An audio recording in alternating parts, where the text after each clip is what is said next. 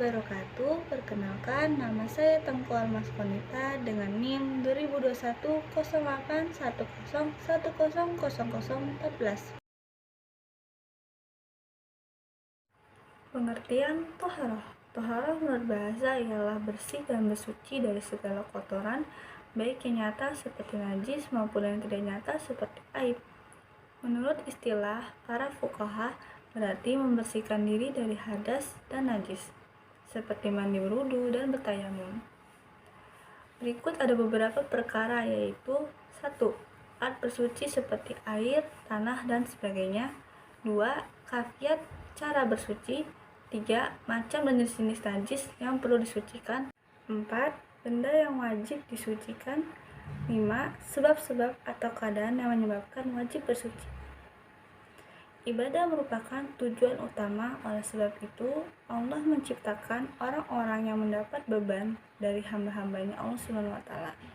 Ibadah yang paling agung dan paling utama adalah sholat, yang merupakan tiang agama, dan syarat utama dari sholat adalah toharoh, bersuci. Adapun toharoh dalam ilmu fikih ialah menghilangkan najis, berwudu, mandi, tayamum. Alat yang terpenting untuk bersuci ialah air. Jika tidak ada air, maka tanah, batu, dan sebagainya dijadikan sebagai alat pengganti air. Najis menurut bahasa ialah apa saja yang kotor, baik jiwa, benda, maupun amal perbuatan. Sedangkan menurut fuqaha, berarti kotoran yang berbentuk zat yang mengakibatkan sholat tidak sah. Najis secara bahasa menurut sesuatu yang dianggap kotor meskipun suci dan menjadikan ibadah tidak sah. Secara fikih terdapat 3 macam najis yang telah diurutkan berdasarkan tingkatannya, yaitu ada ringan, sedang, dan berat. Macam-macam najis. Najis dibagi menjadi 3, yaitu najis mukhafafah ringan. Yang termasuk najis mukhafafah ialah air kencing bayi laki-laki yang belum berumur 2 tahun dan belum pernah makan sesuatu kecuali ASI.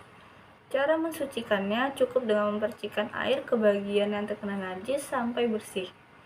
Yang kedua, najis mutawasyithah, sedang, ialah najis yang keluar dari kubul dan dubur manusia dan binatang.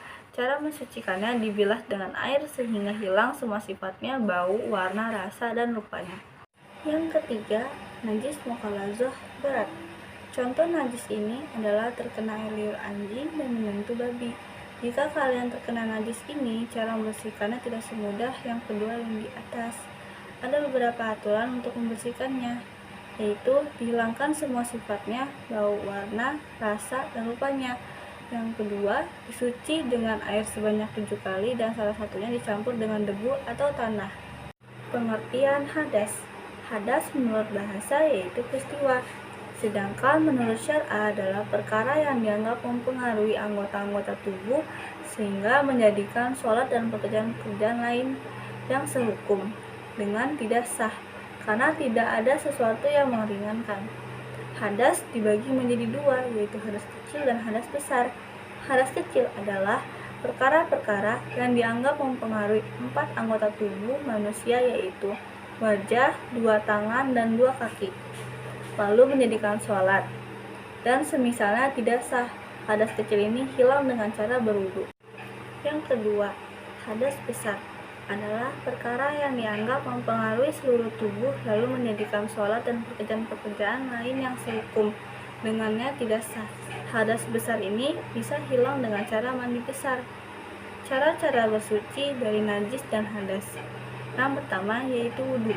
Wudu secara bahasa berarti keindahan dan kecerahan, sedangkan menurut istilah syar'a, bersuci dengan air dalam rangka menghilangkan hadas kecil yang terdapat pada wajah, kedua tangan, kepala, dan kedua kaki, disertai dengan niat, yaitu rukun wudu, sunnah wudu, hal-hal yang mendapatkan membatalkan wudu.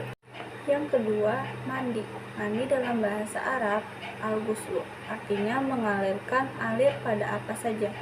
Menurut pengertian syar'a, berarti menatakan air yang suci pada seluruh tubuh disertai dengan niat. Pengertian lain ialah mengalirkan air ke seluruh tubuh, baik yang berupa kulit, rambut, ataupun kuku dengan memakai niat tertentu. Mandi ini ada yang hukumnya wajib dan ada juga yang sunnah, yaitu rukun mandi dan sunnah mandi. Yang ketiga ada tayamum. tayamum adalah salah satu cara bersuci sebagai ganti berwudu atau mandi apabila berhalangan memakai air. Itu ada rukun tayamum, sunnah tayamum. Yang keempat, ada istinja. Apabila keluar kotoran dari salah satu dua jalan, wajib istinja dengan air atau dengan 3 buah batu.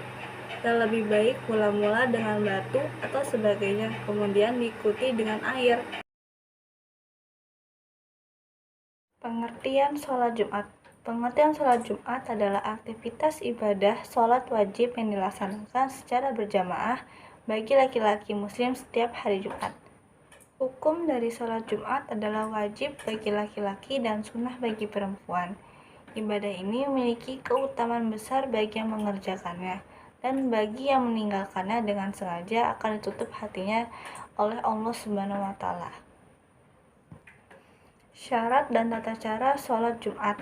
Dalam melaksanakan tata cara sholat Jumat, terdapat beberapa syarat yang membuat sholat Jumat menjadi sah, yaitu adanya khutbah, harusnya dilakukan dengan berjamaah, sedangkan golongan orang yang wajib melaksanakan sholat Jumat menurut hadis Nabi yaitu 1. Beragama Islam, 2. Sudah dewasa atau balik, 3. Tidak gila atau mengalami gangguan mental lainnya, 4. Laki-laki atau wanita tidak wajib sholat Jumat, 5. Sehat jasmani dan rohani, orang sakit tidak wajib sholat Jumat, 6. Bertempat tinggal tetap atau menetap atau bermukim, atau orang yang sedang dalam perjalanan jauh tidak wajib sholat Jumat. 7. Orang yang sedang dalam perjalanan jauh tidak wajib mengerjakan sholat Jumat. Hal ini merujuk pada hadis Rasulullah SAW yang artinya bagi musafir tidak wajib sholat Jumat. Baik, cukup sekian video dari saya, bertujuan untuk memenuhi tugas UTS AIK ibadah. Wassalamualaikum warahmatullahi wabarakatuh.